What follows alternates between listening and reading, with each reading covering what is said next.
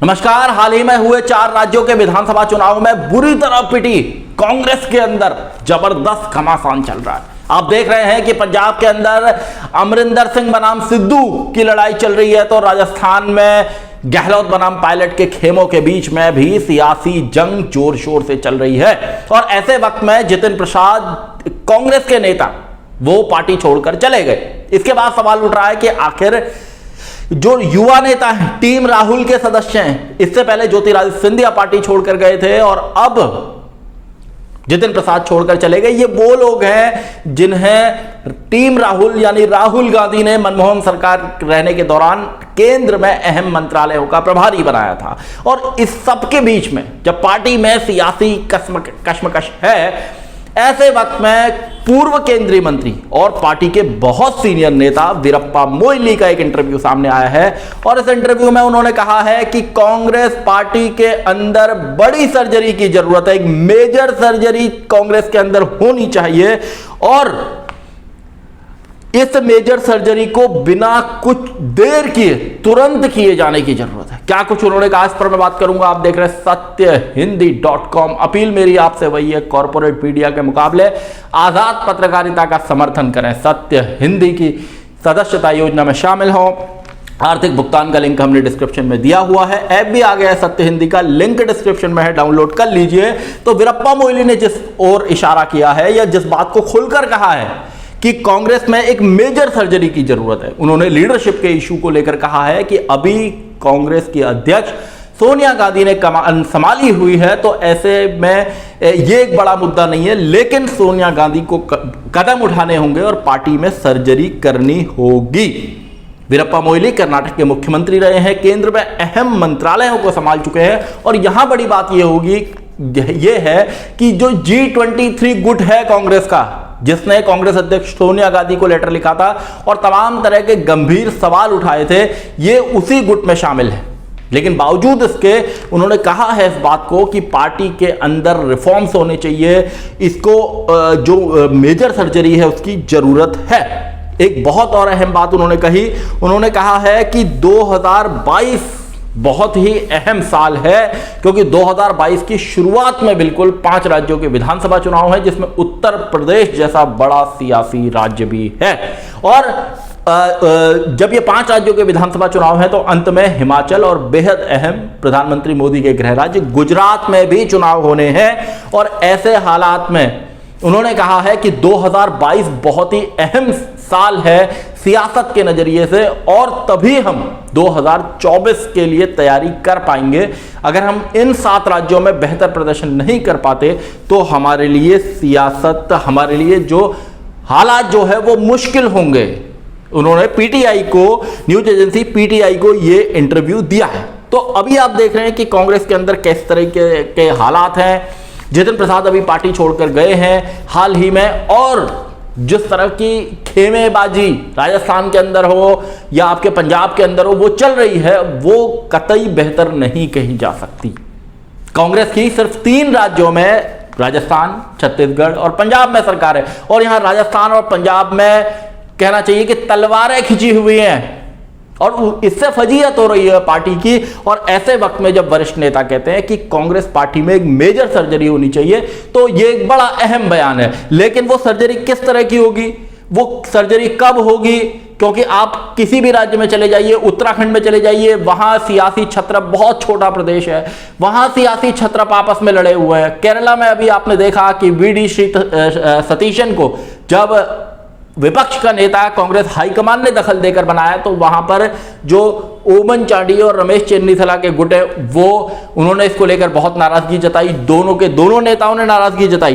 तो ऐसे हालात में जब पार्टी के अंदर जो G23 गुट है वो स्थायी अध्यक्ष की मांग को लेकर पिछले 1.5 साल से आवाज उठा रहा है और आंतरिक चुनाव की मांग भी वो लगातार कर रहा है, और ऐसे में पार्टी 4 राज्यों में बहुत खराब प्रदर्शन करती है।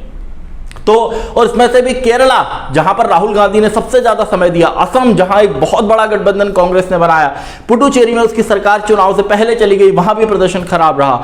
बंगाल में जो 44 सीटें थी वो 0 पर आ गई, और जब बंगाल में आईएसएफ इंडियन सेक्युलर फ्रंट के साथ गठबंधन हुआ तो अपने ही नेताओं ने 10 तरह के सवाल खड़े किए और इससे मैसेज साफ ये इस बात का गया कि पार्टी के अंदर जो डिसिप्लिन है, जो अनुशासन है, वो लगभग खत्म है। क्योंकि नेता खुलेआम आकर मीडिया के बीच में बयानबाजी करते हैं, मीडिया के बीच में तमाम तरह के ऐसे सवालों को उठाते हैं जिनको लेकर डिस्कशन होता है, और इतनी पुरानी पार्टी की रास्ते में, चौराहे में फजीयत होती है, लोग उस बारे में बात करते हैं कि यहां पर कोई ऐसा आला कमान नहीं है, सख्त ऐसा नेतृत्व नहीं है जो उनको संभाल सके। तो तमाम प्रदेश इकाइयों में कांग्रेस में जो है, कई प्रदेश इकाइयों में घमासान मचा हुआ है, गुटबाजी है, फैक्शनलिज्म है। और अभी जो हाल ही में इन राज्यों में जब हार हुई तो उसके बाद कांग्रेस अध्यक्ष सोनिया गांधी ने एक पैनल बनाया, और उस पैनल ने जो रिपोर्ट दी उसकी रिपोर्ट को ही, आप ये तो सर्जरी की बात है, उस रिपोर्ट को ही कांग्रेस आलाकमान देख ले।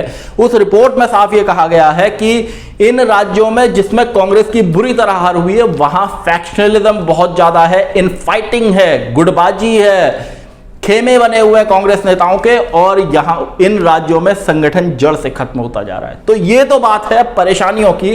अब बात है चुनौतियों की। 6 महीने बचे हुए हैं, कोरोना का काल चल रहा है, इसमें भी 2-3 महीने अच्छा इलेक्शन चुनाव प्रचार नहीं हो पाएगा, और जनवरी, फरवरी, मार्च तक इन जो 5 राज्यों में चुनाव होने हैं वहां कांग्रेस के लिए उत्तराखंड में बड़ी चुनौती है। उत्तर प्रदेश में आप जानते ही हैं संगठन का क्या हाल है। प्रियंका गांधी के पूरी ताकत झोंकने के बाद भी नहीं कहा जा सकता कि बहुत अच्छा कोई प्रदर्शन होगा, क्योंकि कांग्रेस के पास कोई गठबंधन करने लायक कोई ऐसा दल नहीं, या वो किसी गठबंधन में शामिल नहीं है।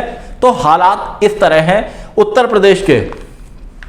तो कांग्रेस को जो ये घमासान राज्यों के अंदर चल रहा है उसमें एक डिसिप्लिनरी एक्शन, एक सख्त एक्शन दिखाना होगा, जिससे कम से कम एक मैसेज बाकी स्टेट यूनिट्स में, राज्य इकाइयों में जाए कि ये जो बयानबाजी है खुलकर, अभी आप पंजाब के अंदर देखिए, सिद्धू के समर्थकों ने एक पोस्टर लगा दिए, अमरिंदर सिंह के समर्थकों ने दूसरे पोस्टर लगा दिए।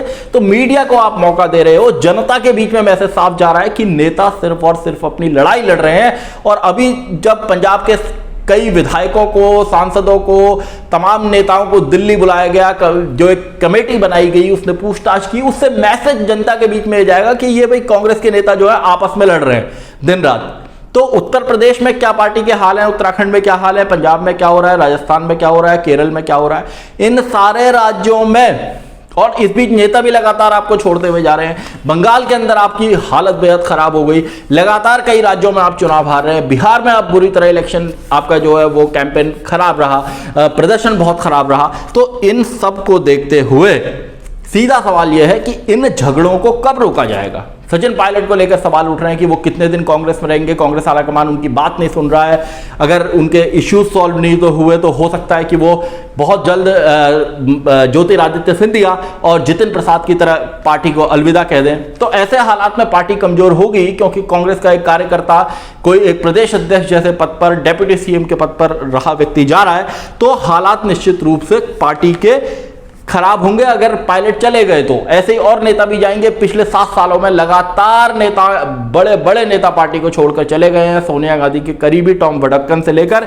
विदेश मंत्री जैसे पद पर रहे SM कृष्णा तक।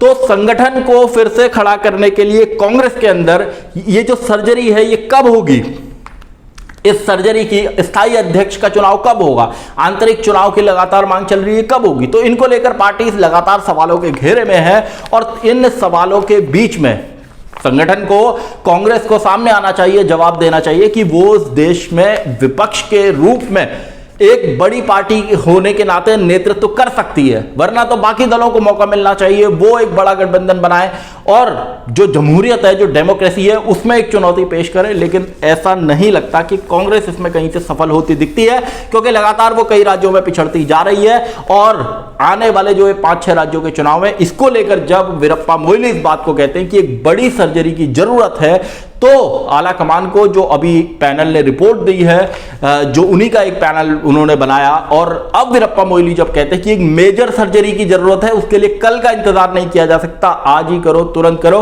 तो देखना होगा आला कमान किस तरह के कदम उठाता है, और सबसे बड़ी बात यह है कि कब उठाता है, जिससे राज्यों में छत्रपों में, कांग्रेस छत्रपों में जो घमासान मचा हुआ है वो बंद हो, पार्टी से भगदड़ बंद हो, और पार्टी अपने आप को रिफॉर्म करे, रीऑर्गेनाइज करे, और एक मजबूत विपक्ष की का जो रोल है डेमोक्रेसी में उसे अदा करें, क्योंकि 2022 का जो साल है वो चुनावी लिहाज से बहुत अहम है। सत्यहिंदी.com में आज के लिए बस इतना ही। ऐसे ही तमाम मुद्दों पर मेरी आपसे आगे भी बातचीत होती रहेगी। धन्यवाद।